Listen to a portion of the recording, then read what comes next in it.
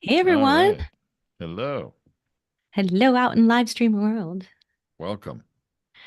We are talking comments, engagement, and I noticed in our live streams, not many of you are engaging. So if you're out there actually listening in the live stream, try making some comments while we're talking. Love to hear from you. So we're going to be talking about that some here. Absolutely. All right. Ready to Let's get see. started? We're going to do, as always, if you're new to our live stream, we're going to record our podcast live on the air so you can hear what it's like.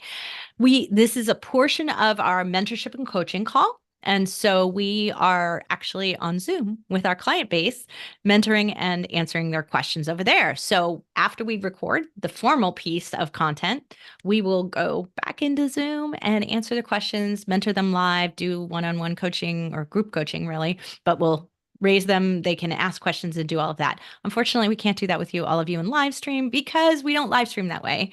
We are live streaming everywhere at once, which doesn't mean you can't comment. So you can comment and we will get back to you. It's absolutely true. Cool. Okay.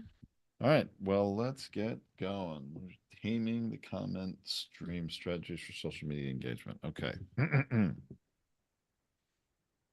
Hey everyone, welcome to Feed Your Brand. I'm Tom Hazard, along with my co-host and better half Tracy Hazard. And today we're going to talk about social media. In fact, taming the comment stream strategies for social media engagement. And my goodness, there's a that says a lot in that title right there, Tracy, doesn't it?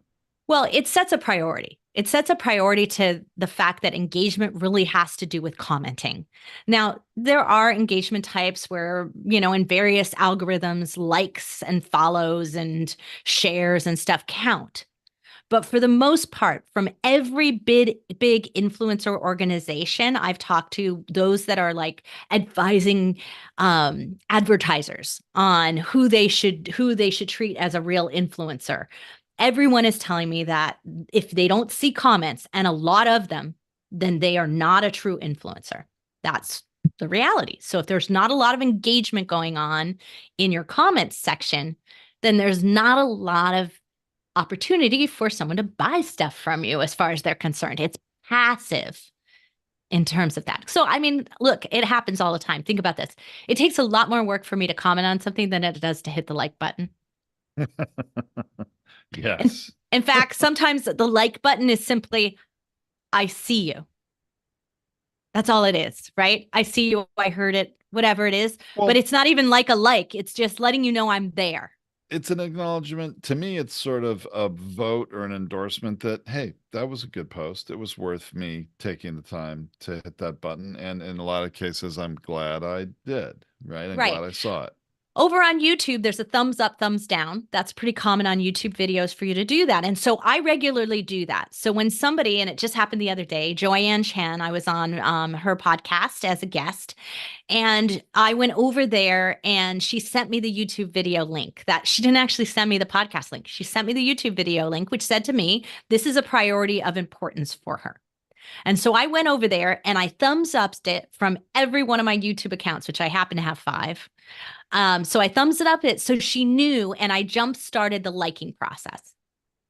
But I only commented from my account, right? Because that meant nothing if I commented from all the other accounts. I mean, the Binge Factor has an account, Podcasters United has an account, but I wanted to comment as me because I was her guest, right? So I did that there. That's important to help her jumpstart that video and get that video more circulation. So it's important to every podcaster, every videocaster out there that these comments move through it whenever you can. And lucky for us, YouTube makes it really easy. YouTube does. And I've noticed that. I have to admit, I guess I'm not as much of a YouTube video viewer that I do it a lot. I mean, I guess I don't spend an awful lot of time just watching YouTube videos and deciding, do I like it or dislike it, right? Thumbs up, I'm not a thumbs video down. watcher at all. You know that. I'm a reader, Yeah, right? So you are. I do not watch videos at all. But I mean, look, I was a guest on her show. I owe her to engage with her. And how many of our guests don't, right? And part of it is that they don't know what to do. So, part of my advice here today is about getting the engagement moving with your guest for them. because they're very comfortable with direct messages, I guarantee you. They're probably gotten tagged in things before, and then it shows up in their notifications and then they do something. But if I send an email to my guest that says, hey, go like, comment, and share on Facebook, on Instagram, they might not. That just might not be where they are. They just don't log into Instagram enough. And you just don't know. If it is truly something, they have to go look for you. So, because the algorithm, even though they were in there, if you didn't do it right on the other end of tagging them in the post and doing what you're supposed to do on your end, when you put them into LinkedIn or you put them into Facebook, right? And you put the post in there, just because your episode went live, if you didn't do a proper job of tagging them, they don't know it's there. And so they'd have to go find you and find it.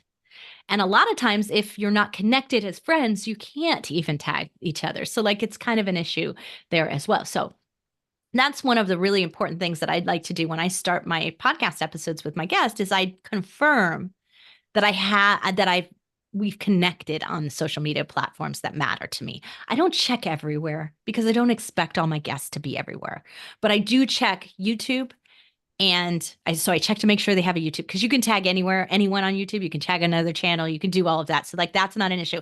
I just want to make sure they have one and I've got the name right.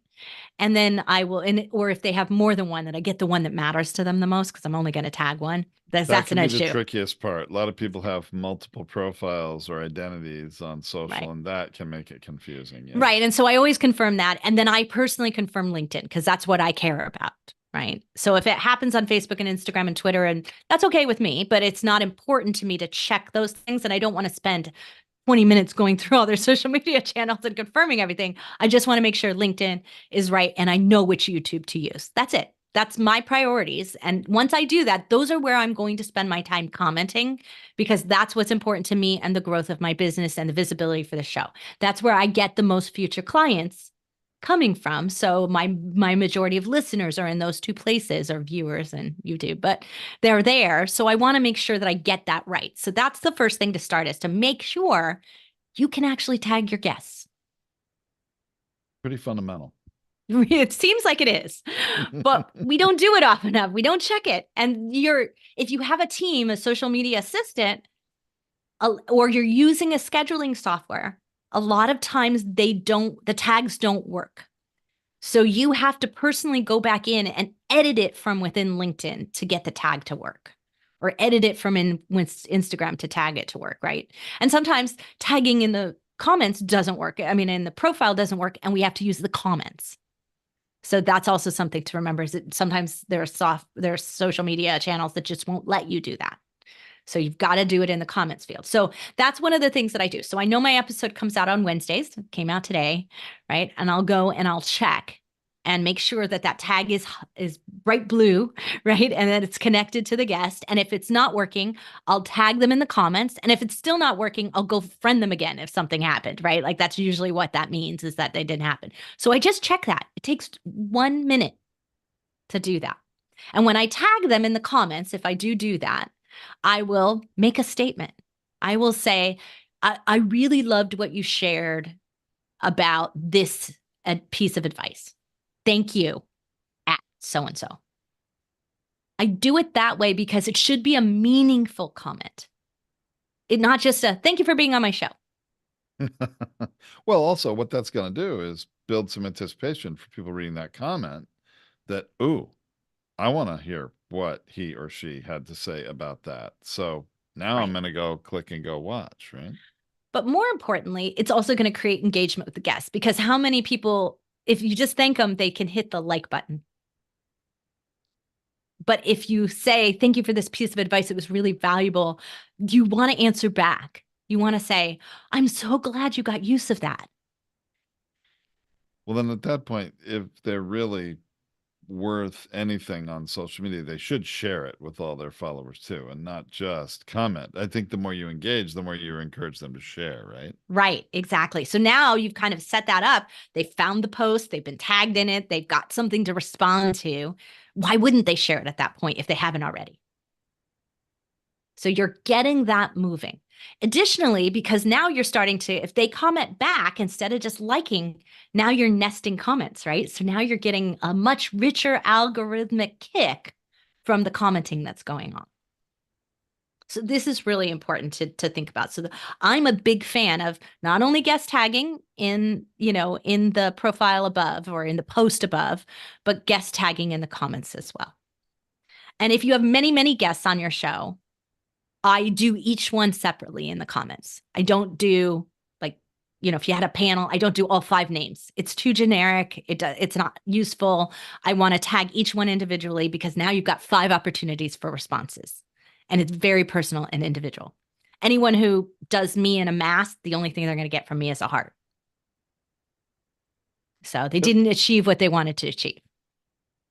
The other thing that I often see people doing, and I know we tend to do it too, certain kinds of social media posts are not like clickable linked posts, but often the place to put a link to whatever media you want people to go to, whether that's your YouTube video or going to your, podcast on a certain app, or better yet, the podcast page on your own website, drive the traffic back to your home base, is to put the link to that in a comment. Right. And Right, that's what we right do at the when we top, share a right? short, right? If you share a short, that's not the whole entire clip. You need to share where to go see that, where to go watch the whole thing, where to go find the whole thing. Right. And so typically what I do is as I'll put a comment into the guest, and then the next one I might do is say, "Hey, if you'd like to see the entire interview with," and then tag them again, you really don't want to miss going here. And I almost always just straight send my blog, right? Like that's my blog link because that's where I want them Yes. to go because that's also where I know they're going to be able to connect to the guest easiest. So it's the most valuable for both of us. Of course, if I've got them tagged, they're going to go right to their LinkedIn or their Twitter or their Facebook or whatever that is. But this ensures that they're going to get even more bio and detail on that person if they go to the blog. But you can send them to YouTube. You can do this. Remember, when you send outside of the social media channel, it is not going to help you as much. So it's useful to the readers and to the people, social media followers who are following that post, but it is not necessarily useful to the algorithm. Just keep that in mind because I do not want them leaving Facebook. They don't. They It's don't. their job to Absolutely. keep them in there. You are better served. It depends, I guess, who you are and what kind of engagement you have on Facebook, what kind of groups, and if you're a serious major social media influencer, maybe you do want to keep them on social media. But I would say for the vast majority of us engaging in social promotion, you're better served getting people off of that app and over to your territory, your domain, usually your website. Absolutely. So let's talk a little bit, Tom, about what meaningful engagement is. You do a lot of engagement on Facebook with your friends and family and stuff like that. Well, and actually a lot of customers too. I think I can sort of track, I think somewhere around 2016 or 2017, my Facebook lives got, you know, sort of merged, Not your business and Facebook Live, professional. like live streams, your Facebook No, life. life, my Yeah. Facebook identity profile, whatever. It used to be in the very beginning on social media that Facebook was personal stuff for me and LinkedIn was professional stuff. And there were these sort of, this separation there. And now, you know what, in business, so many customers connect with me on Facebook. I departed from that years ago. So Right. yeah, I do a lot of engagement with customers there too. And that can be very interesting because we have customers in all different spectrums of life and business and political views and all sorts of things. We have some podcasters that are really controversial in their podcast politically to one extreme and the other. So it's very interesting being friends with all those people. And it does Right. But present some comment let's challenges. talk meaningful comments, right? Yeah, Meaningful yeah. comments are when somebody asks a question, that's a meaningful comment. If they ask you a follow-up question. If they say, "Oh, I did that. Thank you so much for the advice, and here's an example," or they thank you for it because they got results. That's like a testimonial, right? Yep. Um, they refer someone, they tag someone else to read the post. I love those. Those are like, so you don't want to let those meaningful engagements go without a reward because you want to encourage more of that. So I'm not going to say something to somebody who goes, "Great post." I'm just not, I'm going to hit like. But somebody who says, What would you do in this case?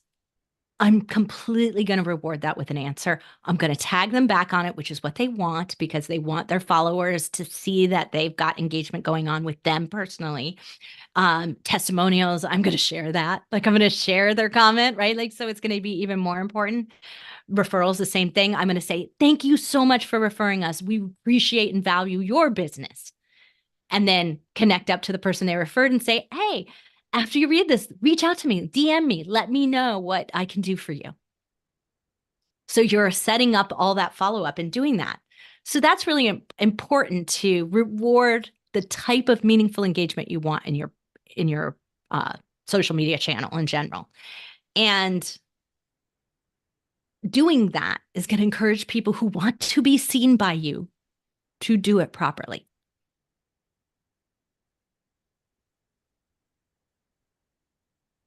What about negative? You talked about those controversial people. Yeah.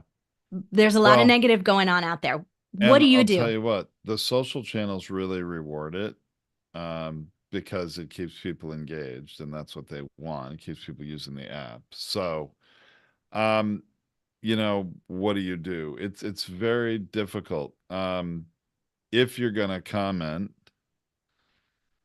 you have to decide if you're gonna participate in that discussion or not. But I'll tell you, to me, the best practice, if you're gonna comment, is to try to use empathy to in your comment so that it doesn't just feel like, you know, somebody's punching you and you punch back, or somebody's punching someone else and you're defending them or you're piling on. Right. Um, Like there's a very big difference between someone just disagreeing with your perspective and someone being hateful and having a personal attack. Anything that is hateful with a personal attack, this is what I learned from Inc. magazine. You don't engage because it's actually likely spam, if you want to think of it like that. They're doing it because it's fueling what they want the algorithm to treat their channel. So they're benefiting from it. You are not. right. So if you refuse to engage, they will stop doing it. So if it feels personal and if it feels hateful and if it's against kind of the way you want to run your channel and you want to run your show, then don't engage. Well, and if it's actually your post, you have the ability to delete comments most of the time on most platforms, Yeah, deleting comments is very or dangerous. hiding them Right. even is another one. Deleting comments is very dangerous. If you can hide comments because and they won't notice that you hide them, so some of the channels A allow lot of you to do times they that. don't, Yeah. yeah. Go ahead and do that if that's what you choose. I mean, you're allowed to curate your own stuff. But keep in mind that deleting them, removing them, reporting them, doing any of those things can inflame a hateful It situation. can. So It can. you do have to be cautious on that. And so Inc. magazine was advising us as journalists on how to handle this at a level. So look, hate mail happens and at a journalist level. Hate mail happens when you're hitting a hot topic. These things happen. And it's one thing to have a disagreement and discourse, and another to feel personally attacked and it to feel dangerous. And so that is perfectly okay. We are in our rights as non-public figures and non-government figures, right? To be able to block whoever we choose, right? It is our Sure. platform. There is no obligation for you to have to keep people on that platform.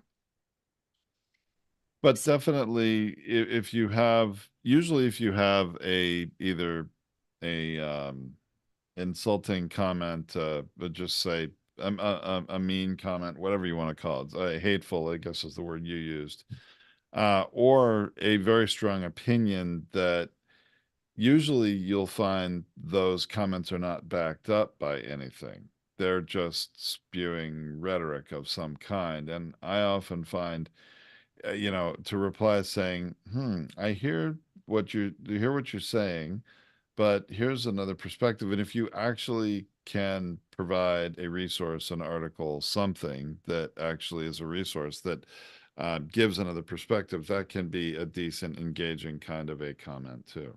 And I'm going to say to you, Tom, that's when you have to do a little research first You do. before you You'd have to engage in know that what you're comment. doing. Yeah. No, not only do you have to know what you're doing, you have to check out that person's profile and understand what they're doing. Mm. Because 90% of the time, 90, and it could even be way, way higher depending on the platform, 90% of the time, that is the only driver. They're a brand new profile who just popped up, who's only trying to game the algorithmic system, and they want you to engage with them. So you're giving them what they want, but it's really a form of spam. And so you're wasting your time. They are not a client. They will never be a client. They will never lead you to clients. Their audience isn't worthwhile. So unless someone who you know is part of your community and you actually know them and they're disagreeing with you, then I wouldn't bother. Hmm. It's a slippery slope to wasting your time and energy and distracting your audience because they could trigger you at some point and then you'll handle it badly. And that's Well, what and they're trying to do. it also depends a lot if it's a comment on a post you made or it's, someone else's a post and it's I mean, there are many, Well, we're many talking different here things about here. comments on our posts, On our our own shares, posts? on Okay, our fine. posts of our episodes or our, Right. things that we're sharing about our show. So if we're talking about that. So there are 4 ways that Inc. taught us to handle this. You handle Hmm. it with grace and empathy. Right. You That's to me the number one rule. Yeah. you ignore it. You block them if it's dangerous or if it's spam. Because you don't want them in your community. You don't want them in your page. You don't want them in your group, right? And then the fourth way is you handle it rude and defensively. And obviously, that's not That always a great usually idea. It usually that backfires on you. Yeah, that's usually a quick path to spiraling down somewhere that's not going to be good. Right. So I love it. That's what, if somebody disagrees with you, most people are going to react defensively. They double down. That's a mistake. If you're trying to do business with your community, if you're trying to be a good mentor, if you're trying to be a good coach, you can't act defensively. You have to be open to other ideas. Now, you can disagree back. Like, that's okay, right? You can say, I hear you. And I've never known anyone to actually be successful with that strategy. I would love to hear more about that. But here's why my advice is the way that it is, because this works 9 times out of 10, whatever that might be, right? And that's what you're saying, or it's specifically for this kind of person. And I don't think you have that kind of business if you really do know who they are. There can be a constructive way to disagree that actually shows the right people that you were targeting that advice at, that your advice is the one they should be listening to. You can also acknowledge that, hey, I know my advice is not the prevailing opinion, but my advice is backed by X, Y, and Z in statistics Or experience or or whatever. Yeah. experience or whatever. And I hear you on this, but I'm seeing, this is old advice or this is whatever that is. And I hear you on this. Everybody says this. That doesn't mean it's right. Yeah, We it's get a true. lot of those. So, There's definitely things you could do to de-escalate, you know, yeah. situations. And I find, and it's related to empathy, but usually someone's making a statement and you just reflect that back to them. It says, so I hear you're saying that you believe this. Is that right? And then when you say, is that right? Then they're naturally in their head gonna say yes in their mind, even if they don't comment back. They're gonna say that. And just when they're in agreement with whatever you're saying, boy, does that lower the temperature very quickly. So I wish I could tell you that you're not going to get hate mail. Mm. I wish I could tell you, or hate comments, right? I wish I could tell you that that's not going to happen. It happens a lot, especially to women podcasters more than men podcasters. It happens a lot. And it doesn't matter whether you have a controversial topic or not. It's sadly true. We've experienced There's this. a lot of bullying out there, and I have to coach this. We have actually a whole episode we did quite a while ago about it. It's one of the early episodes we did in the Feed Your Brand show, because it is very common for women to be bullied here, and we want you to understand. You're putting yourself out there and your show feels very personal. So these attacks feel very personal. But most often when I've looked into them for clients who've reached out to us and who's like been really upset and stressed about it, I will say to them, this is not about you. This person is not even attacking you because they listen to your show. They're attacking you because they're trying to game an algorithm. It's spam. it still doesn't diffuse the hurt. Sometimes I don't think, sometimes I think people are not even trying to game the algorithm, but they have some scar, something they've, happened to them in the past, and something you said may have triggered them, and, they don't even realize how mean they're being, maybe, right? And there's not much you can do about that. It's all about them. It's really not about you. Yeah. I mean, I've heard it before. I get it all the Yeah. time. Yeah. And usually it's very, I once was at a speech in front of a group of women financial managers who, um,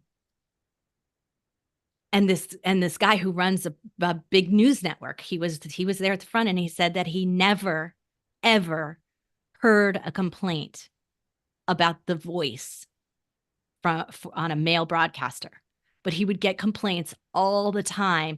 You should take her off the air. Her voice is so annoying.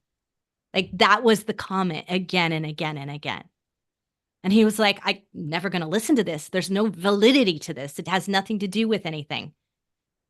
It's misogynistic. And he's like, but this is the complaint. I would never hear that about a male broadcaster in this particular situation. So those things can happen and they do feel really personal, but it's not about you. It's about that person on the other Right. end, their That's my pain, their point. problems.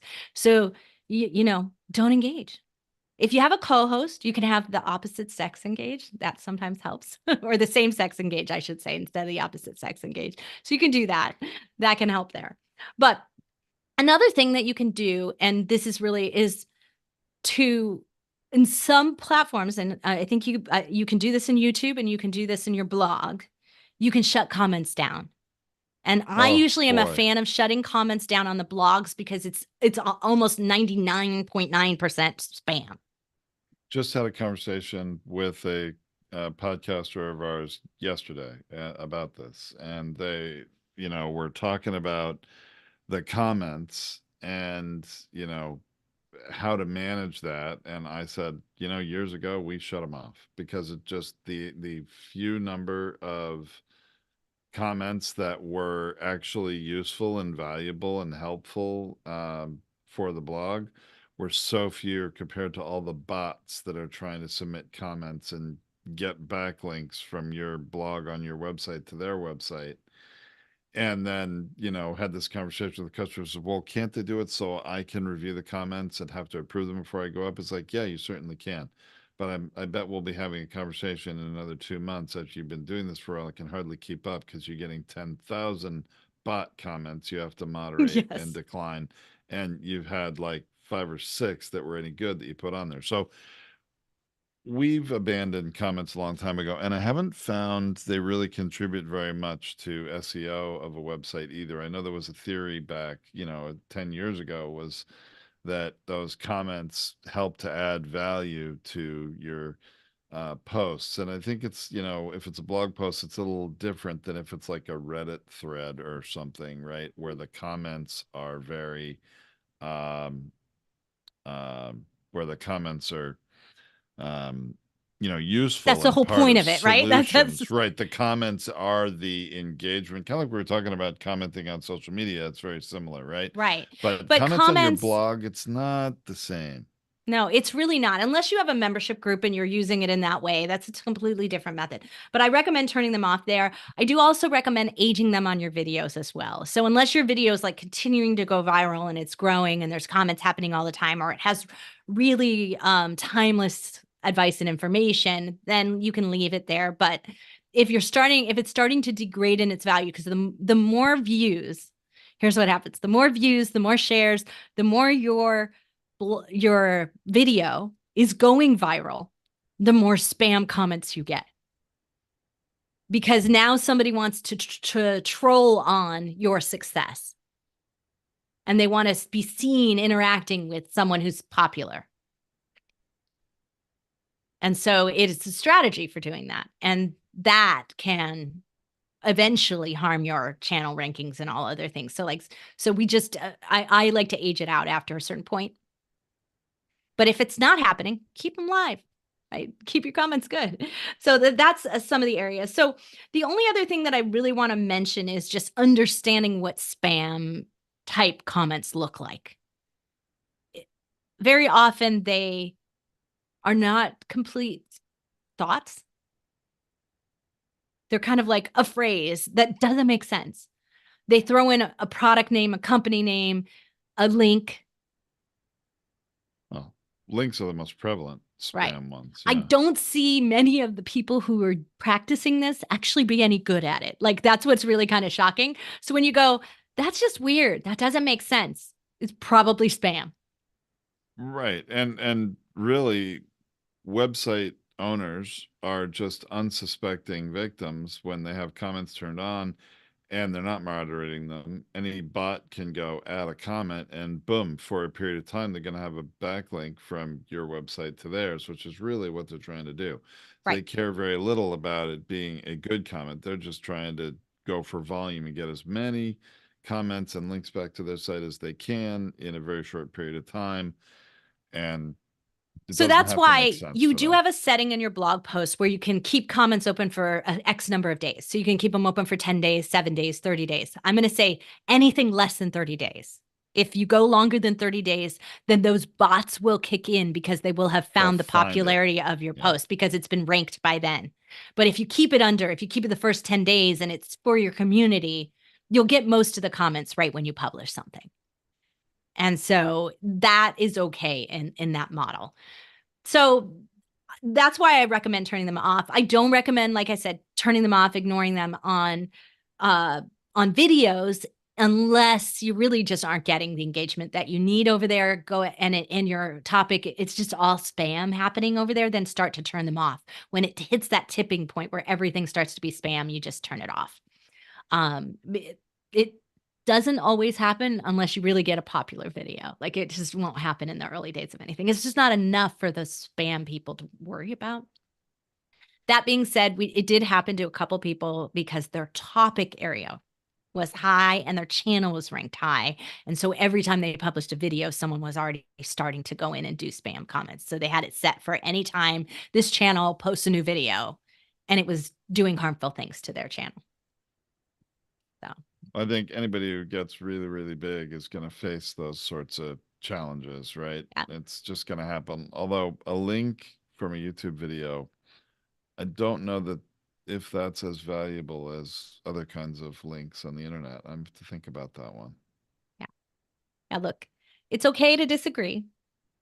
And so it's not okay to be spammed and be haters. Like, that's just not good. It doesn't help you get more business. Doesn't help you get more listeners if you're not staying true to who you are. If you are a hater, like if that's what your show is all about, then that's what your comments and engagement will be all about. So you better be willing to dive into it and fuel it. So you're going to fuel whatever's going on in your engagement, and it can be good, bad, or weird. Like, that's totally up to you how that happens. But ignoring it, not doing anything with that engagement, is wasting the value of what you've done, the value of your listeners. When they know you're not listening back to them, they're out of there. They're going to find somebody new. So a real influencer engages. And if you want to be more than just a podcaster, you want to be a coach, you want to be a business that people want to do business with, you have to see them. And engagement is one of the ways to do that. Great point, Tracy. Thanks so much for sharing that. You really are. I was telling you before we started recording this that you really are the expert in this area for us. But then you pointed out, yeah, but I'm not. I'm never on Facebook. You are. You engage there. I don't. I mean, it's interesting. We each sort of have different areas we engage in this. So, Yeah, I mean, um, look, it's I engage in something that seems worthwhile to me. The only place that I do engage is I do it as a favor, as a give back on for whenever I'm on someone's show, because I want to pattern a behavior of how I would like them to act towards me, right? But everything else that I do will only happen on LinkedIn right. because it is the only place that I spend time in. Yeah, that's your primary one, and it's one that I'm getting more and more into, which Right. is just a natural part of doing business these days. Um, so I've been engaging a But lot more what there I too. find is that a lot of times over there, if you're if you get somebody's publish something, as you know, I was interviewed on the show and they get some engagement going on, a lot of times people are not disagreeing with you. They're not understanding, because an interview is just like a drop in the bucket, right? Like it's not the whole story. This is a great time to invite them to a conversation. So you can take them off of that engagement in the comments and bring them into your DM, and then bring them into a meeting with you. How amazing is that? That's what the point of publicity from being a guest on somebody's podcast. So if your guests are not engaging, they're actually wasting their publicity ability, because that's my audience. That is, if you've been a guest on my show and there's engagement going on, that's my audience. Those are people who don't know you yet. So that's where I see that we're really, that engagement piece, when you're not participating in that as a guest, you're actually losing out. And if you're a podcast host and you're not engaging your guests and kind of forcing that engagement, you're not doing right by them as well. And it's going to come back to you. It sure is. All right. Well, I think that's a great place to wrap this episode up. Remember, listeners, you can find the blog post for this episode with links to anything we discussed, other references, or the video if you're listening to this as a podcast on podcastersunited.org. So check that out, and we'll be back next time. Thanks so much. This has been Tom and Tracy on Feed Your Brand. All right, live stream world. Thanks for watching.